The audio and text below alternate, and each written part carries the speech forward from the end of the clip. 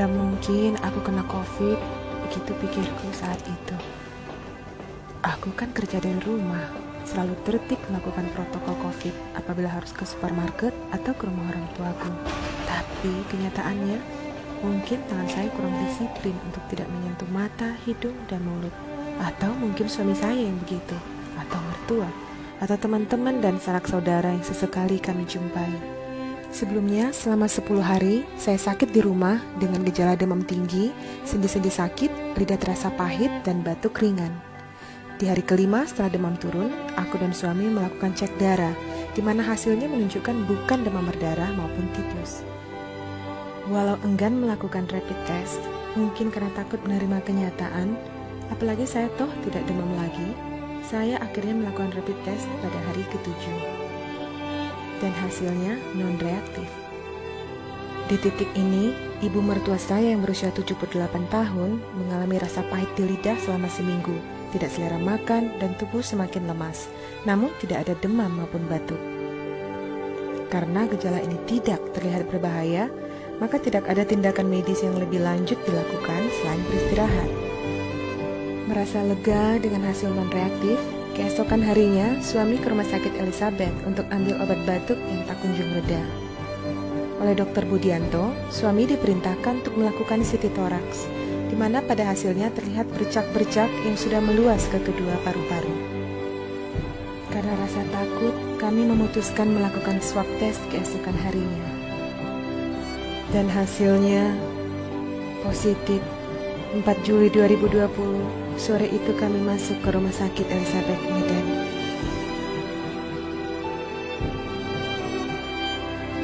Malam itu juga, ibu mertua saya menyusul opname dengan kondisi cukup kritis. Saya, suami dan mertua diisolasi di dalam satu kamar. Perasaan cemas dan takut semakin bertambah setelah berjumpa dengan para perawat yang lengkap dengan APD-nya. Perawatan dimulai.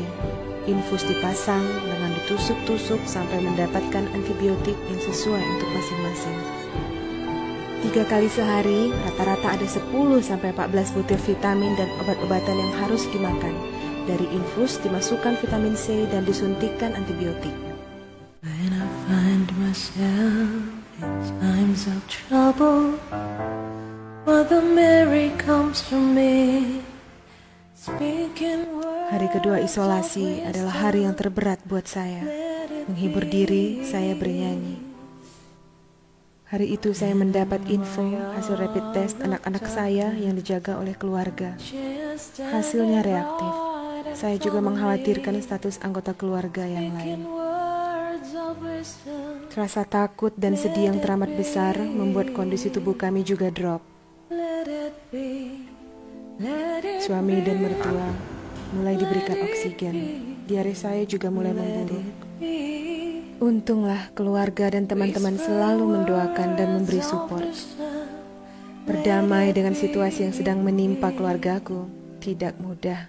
Tapi pesan dari Dr. Joseph menjadi pengingat dan penutup untuk hari kedua.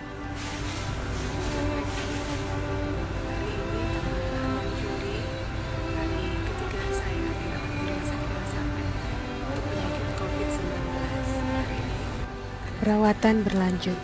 Para perawat yang tidak kami kenali di balik APD-nya melakukan EKG setiap hari, cek darah per 2 hari, dan foto toraks per 3 hari. Perawat juga mengantar makanan yang sehat, juga makanan-makanan tambahan yang dikirim oleh keluarga. Setiap hari perawat juga menyuntikkan obat pengencer darah ke perut suami dan mertua. Selebihnya, kami bertiga harus saling support dan membantu satu sama lain. Berdoa, memotivasi, khususnya dalam merawat ibu mertua di tengah keterbatasan para perawat. Selama perawatan, tangan sering nyeri karena membengkak dan infus dipindah berkali-kali. Sesekali, di lorong kedengaran suara-suara raungan pasien lain yang menyayat hati. Doa pendek kupanjatkan untuknya. Sesekali juga di lorong ini kami berjumpa dengan pasien-pasien lain yang telah sembuh dan menunggu hasil swab negatif. Puji Tuhan, mukjizat terjadi. Walau anak-anak terpapar, tapi tanpa gejala dan semakin sehat dirawat keluarga. Semua keluarga juga non-reaktif dan sehat. Kondisi kami juga berangsur sembuh, khususnya ibu mertua yang di usia 78 tahun berhasil melewati masa krisisnya dan recovery-nya sangat cepat. Setelah 2 kali swab saja, kami berhasil mendapat hasil negatif. 2 minggu lamanya saya di rumah sakit, keluar lebih dulu dari suami dan mertua yang menyusul beberapa hari setelah itu. Jangan lengah, virus ini memang berbahaya. Jangan takut, dengan deteksi awal dan perawatan yang benar, virus ini bisa dikalahkan. Dengan setulus hatiku, aku mengucapkan puji syukur ke Yesus Kristus. Terima kasih kepada seluruh tenaga kesehatan yang berjuang di garda depan melawan COVID. Khususnya Dr. Budianto dan Dr. Noni dan seluruh perawat di Rumah Sakit Elizabeth yang bertugas di ruang isolasi, atas perawatan dan motivasi yang selalu kalian tularkan.